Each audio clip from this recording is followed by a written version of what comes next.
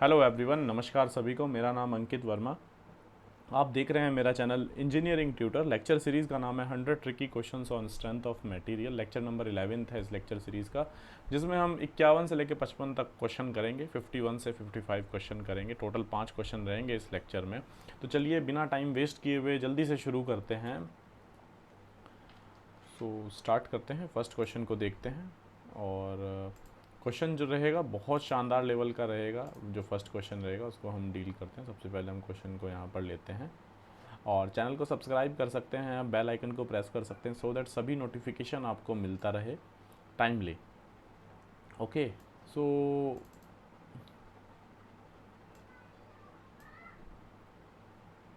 ये क्वेश्चन है। क्वेश्चन को पढ़ते हैं। अप्लाइड टॉर्क लगा है distributed among the shaft. Torque लग रहा है टी, जैसे दिखाया गया है फिगर में।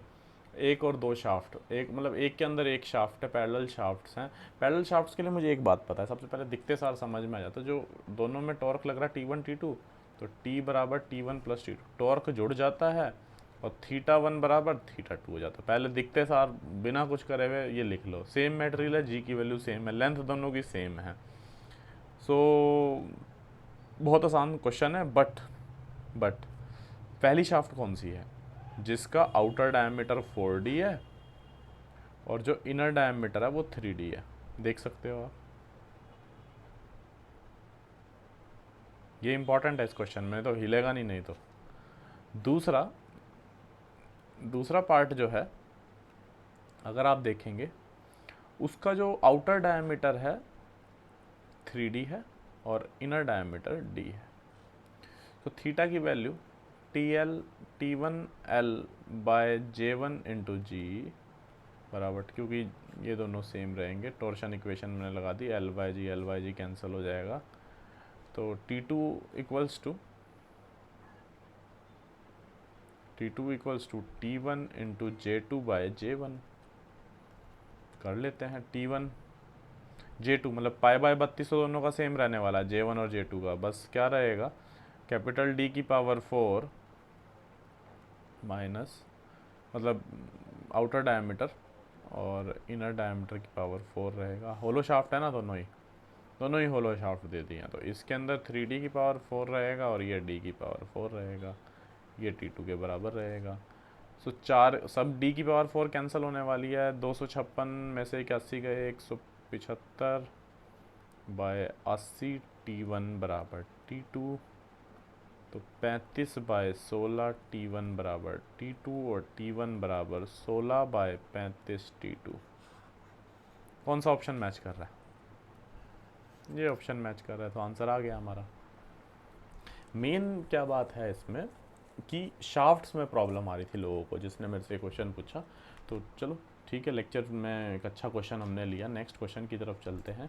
लेक्चर को सबसे बेस्ट तरीका यही मैं आपको बताऊंगा, पॉज कीजिए लेक्चर को। पॉज आपके हाथ में है बटन, क्वेश्चन को खुद सॉल्व कीजिए और लास्ट में आंसर मिले, मज़ा आ जाएगा। मतलब लेक्चर टाइम भी कम लगेगा एक तो, क्योंकि कहीं कहीं क्वेश्चन हमें आते भी हैं, तो क्यों टाइम वेस्ट किया, तो प्रैक्टिस के लिए कर लेते हैं। ठीक है, तो ये सभी क्वेश्चंस आपको कहीं ना कहीं काम आने वाले हैं। ठीक है, क्योंकि मैं कोई फॉर्मूले बेस्ड क्वेश्चन नहीं कराता हूँ लेक्चर में, आप जानते हैं 2-3 सालों से मेरे को। तो चलिए शुरू करते हैं सेकंड क्वेश्चन को। क्वेश्चन नंबर 52 को देखते हैं। ये बहुत शानदार टफ क्वेश्चन में से आता है ये। 3 identical solid circular rod, each of radius r and length l are placed together to form a compression member. Okay, sort of column है जिसका क्रॉस सेक्शनल एरिया दिया है इस टाइप से। ठीक है, तो इसका सेंटर में मैच कर दूं अगर, ठीक है, और ये इसका ये ओरिजिन है बिल्कुल। ये जो सेंटर पॉइंट है ना, ये इसका ओरिजिन रहने वाला है। ठीक है, दैट विल बी 0,0 मैं ओरिजिन मान लेता हूँ। ठीक है, पहले केस में क्या कहा कि ये रोड्स जो है ना, PCR1 मतलब जो क्रिटिकल लोड है, जब रोड इंडिपेंडेंटली एक्ट करी, कुछ नहीं है, बस अलग अलग रोड्स हैं, इस टाइप से रखी हुई हैं। तो क्रिटिकल लोड का फॉर्मूला मैं आइलर्स लोड लगाऊं, pi square E by E I by L E square. ये PCR1 रहने वाला है, बट कितने हैं, कितना है, 3 है एक साथ, तो तीनों के साथ मैच हो जाएगा, तीनों की वैल्यू क्रिटिकल लोड में आ जाएगी, और दोनों एंड पिंड कंडीशंस के लिए कहा है, तो एल ई बराबर एल रहने वाला है। सो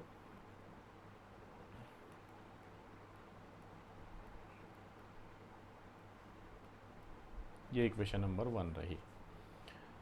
अभी दूसरा केस क्या कहा, जब दोनों रोड को इन तीनों रोड को जोड़ दिया बाय इपॉक्सी कोई एडेसिव्स के साथ जोड़ दिया, तो एक सिंगल मेंबर बन गया, मतलब क्रॉस सेक्शन ही बदल गया है। तो कोई इतना घबराने वाला काम नहीं है।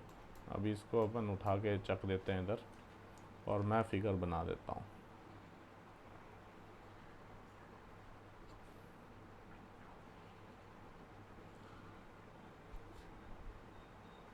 तीनों सेम है,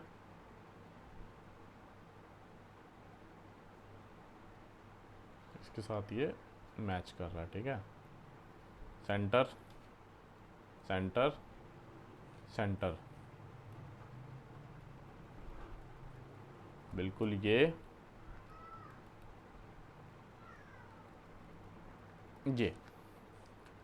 सी जी रहेगा इसका। ओके, अभी देखिए एक बात, सबसे पहले क्योंकि वहाँ पर क्या आया है, 3 pi square E I by L square आया है, और आई की वैल्यू वहाँ पर क्या रहने वाली है, पाई आर की पावर 4/4। तो ये फर्स्ट केस आया हमारा। अब दूसरे केस में तीनों एक साथ जुड़ गया, तो मतलब सब कुछ बराबर है, पाई स्क्वायर 3 मतलब पाई स्क्वायर ई एल सब बराबर रहने वाला है, बट आई की वैल्यू चेंज है। मतलब इस टाइप का, इस क्रॉस सेक्शन का मेरे को मोमेंट ऑफ इनर्शिया चाहिए, मोमेंट ऑफ इनर्शिया। और कौन सा चाहिए, मिनिमम मोमेंट ऑफ इनर्शिया चाहिए। अब ये जो है ये वाई एक्सिस के अबाउट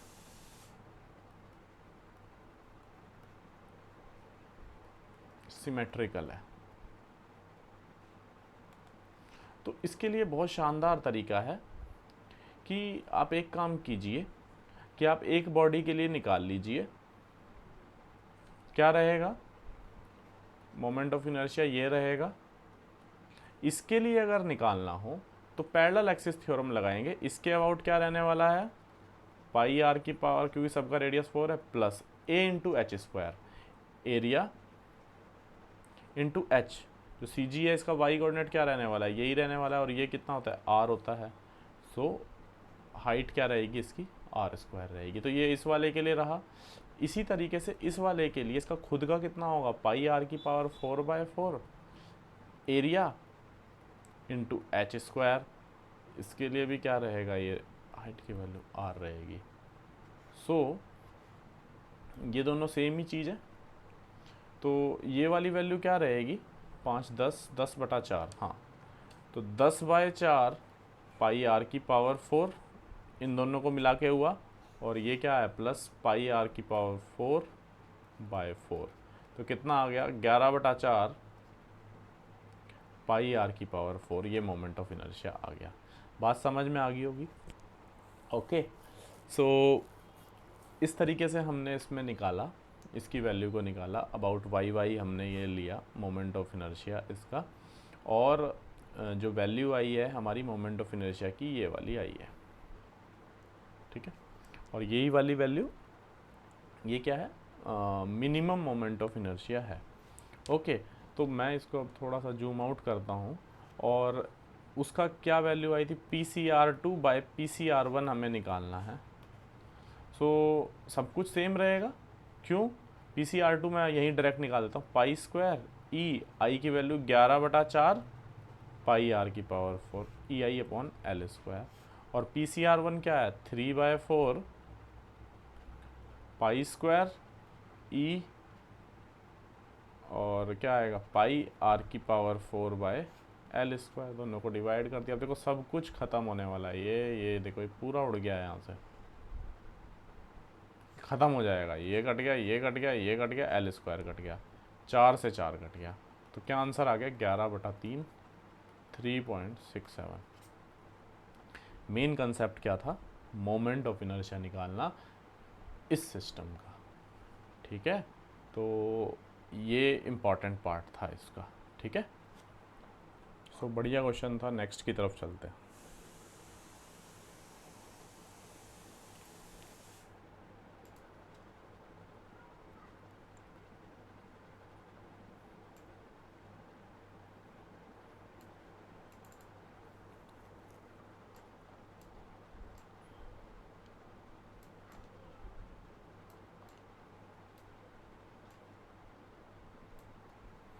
क्वेश्चन को पढ़िए। कैंटिलीवर बीम में यूनिफॉर्मली डिस्ट्रीब्यूटेड मोमेंट लगा है। ये लोड नहीं है, मोमेंट है जो कि लेंथ पे वेरी कर रहा है, मतलब लेंथ के अलोंग वेरी कर रहा है। मतलब अगर मैं इस पॉइंट को x बराबर 0 बोल दूँ तो यहाँ पर 0 है, धीरे धीरे बढ़ते बढ़ते यहाँ पर जो मोमेंट की वैल्यू है ml हो जाती है। ये कहने का मतलब है deflection at the free and पूछा है, इस पर्टिकुलर पॉइंट पे डिफ्लेक्शन पूछा है। देखो, जब भी कुछ नया केस आए ना, कुछ दिमाग ना चले, सबसे बेस्ट तरीका है डबल इंटीग्रेशन मेथड। ये लगाओ बराबर -m, कुछ भी दिक्कत नहीं आने वाली है। अब क्यों मैं ऐसा कह रहा हूँ, देखो ज़रा कितना आसान रहने वाला है।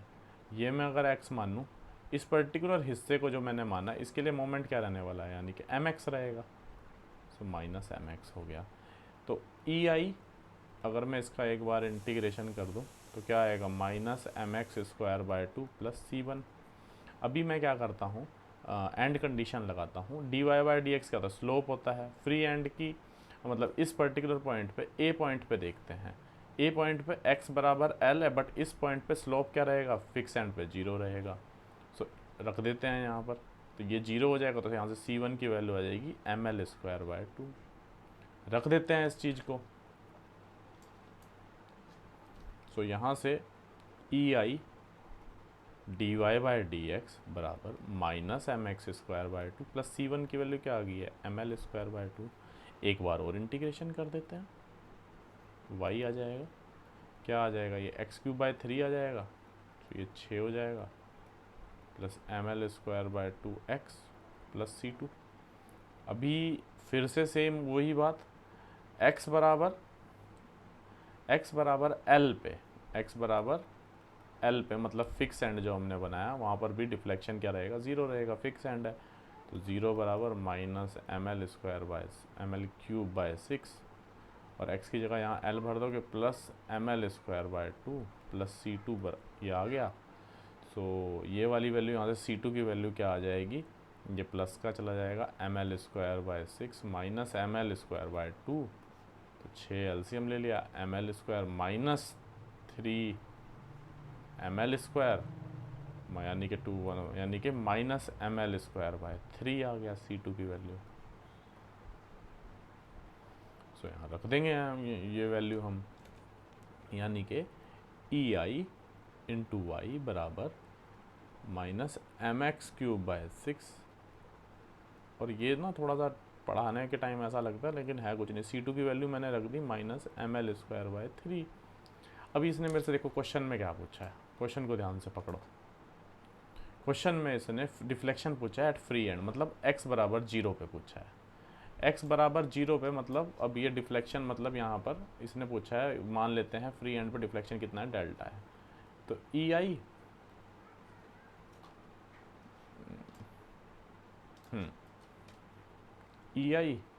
× डेल्टा बराबर, x बराबर 0 पे पूछा तो ये 0 बराबर माइनस है। देखो कितना आसान क्वेश्चन बन गया। सो डिफ्लेक्शन बराबर कितना आ गया, -ml²/3 ei। याद भी रख सकते हो उस केस को। सो सबसे बेस्ट तरीका होता है, जब भी कुछ नया सा कुछ आए ना, अब जहाँ मर्जी आपसे पूछ ले यार, वो x बराबर, मैं कह रहा हूँ ना, आपसे यहाँ पूछ ले, इस पे x बराबर l/3 पे, l/4 पे, l/5 पे, जहाँ मर्जी पूछेगा, आप x की वैल्यू भरनी, आंसर निकाल देना। देखो, इसलिए बेस्ट है, ये बेस्ट तरीका है कैंटिलीवर में निकालने का। और जहाँ मर्जी भी जो मर्जी कहेगा आप कर सकते हो उसको। ठीक है, तो मैंने अपनी तरफ से ये तरीका बताया। नेक्स्ट एक क्वेश्चन की तरफ चलते हैं। यार एक और बात करनी थी आप सबसे, कि आप प्लीज़ कमेंट कीजिए, और उससे पता रहता है कि यार क्या पूछा जाएगा, बच्चों को मतलब स्टूडेंट्स को क्या प्रॉब्लम आती है पता लग जाती है इससे, ठीक है। तो प्लीज़ कमेंट करके ज़रूर बताइए अगर ये। A laminated wooden beam of 100 mm wide 150 mm deep is made of 3 pieces का बन के बना है ये, और बीच में ग्लू किया गया है, ग्लू किया गया। अच्छा, बहुत ख़ास क्वेश्चन है वैसे तो समझना पड़ेगा थोड़ा ध्यान से। ये जो पीस है ना, एक 100 mm वाइड और 150 mm वाला जो डीप है, ये ना 3 पीस से मिलके बना है। मतलब एक ये रहा,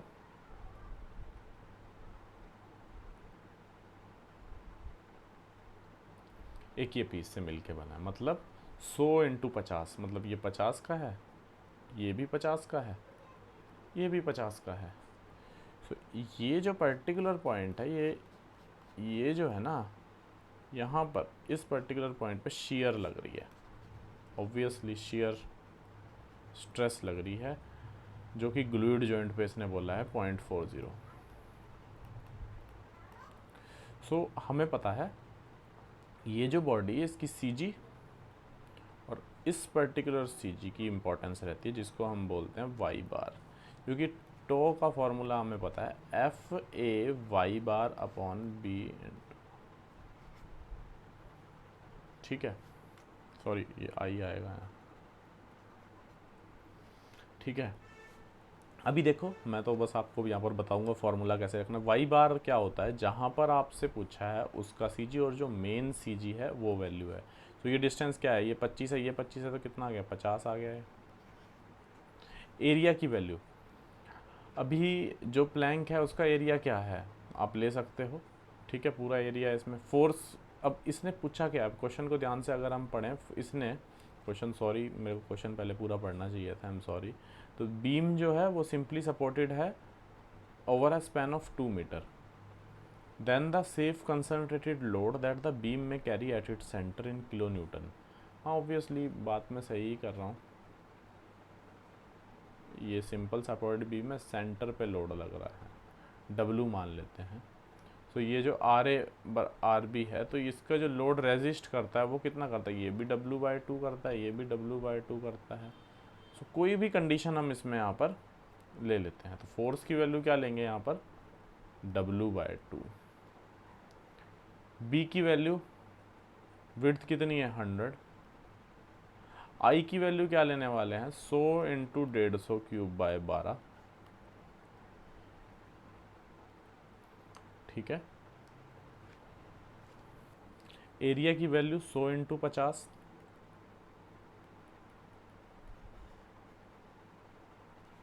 ओके, जो भी ग्लूइड जॉइंट है उस जिसकी ये बात कर रहा है।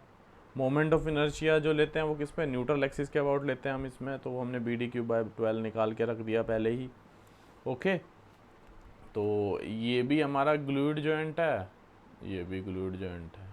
तो किसी भी पर्टिकुलर पॉइंट पे हमने ले लिया, W फोर्स की वैल्यू भी हमने देख ली, तो कितना फोर्स रेजिस्ट करता है किसी भी कोऑर्डिनेट पे, हम वैल्यू कितनी होगी W/2। तो ये इंपॉर्टेंट बात थी, सब वैल्यूज़ मैंने बता दी, इसकी वैल्यू 0.40 दी है, तो ऑटोमेटिकली यहाँ से W की वैल्यू हमारी आ जाएगी। ओके, फेमस क्वेश्चन है ये, इसलिए मैंने ज़्यादा टाइम भी नहीं लगाया इसमें, ठीक है। सारी वैल्यू बता दी, टो की वैल्यू दी है, फोर्स की जगह W/2 आ जाएगा, एरिया मैंने बता दिया जो इस का है, Y/, CG से मेन CG का डिस्टेंस, I की वैल्यू बता दी कि जो I की वैल्यू है इसकी 100 है ना, सॉरी B की वैल्यू 100 है और I की value 100 into 150 cube by 12 about moment of inertia लेते हैं। जो मोमेंट ऑफ इनर्शिया लेते हैं वो अबाउट CG, इस एक्सिस के अबाउट लेते हैं। तो ये क्वेश्चन यहाँ से आप W की वैल्यू यहाँ से हमारी सॉल्व करके आ जाएगी। आंसर मैं आपको बता देता हूँ, आंसर जो इसमें गिवन है वो है 9 किलो न्यूटन का। चेक करके बताइएगा, कमेंट करके बताइएगा कि 9 किलो न्यूटन आता है या ऐसे ही बोल रहा हूँ मैं, ओके। तो ये चीज़ थी, बढ़िया क्वेश्चन था। लास्ट क्वेश्चन 55th जो क्वेश्चन है उसको देख लेते हैं, और उसमें आपको वो हिंट दे के उसको आप ट्राई कीजिएगा घर पे।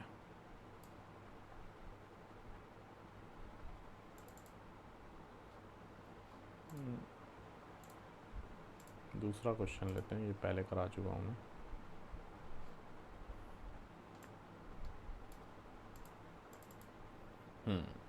तो ये क्वेश्चन जो है खास होने वाला है। The ratio of the stresses developed in the to steel bar, one of square cross sectional area, दूसरे का सर्कुलर क्रॉस सेक्शनल एरिया है। ठीक है, स्ट्रेसेस का रेशियो पूछा है इसने। Whose strain energy is same, question आसान है।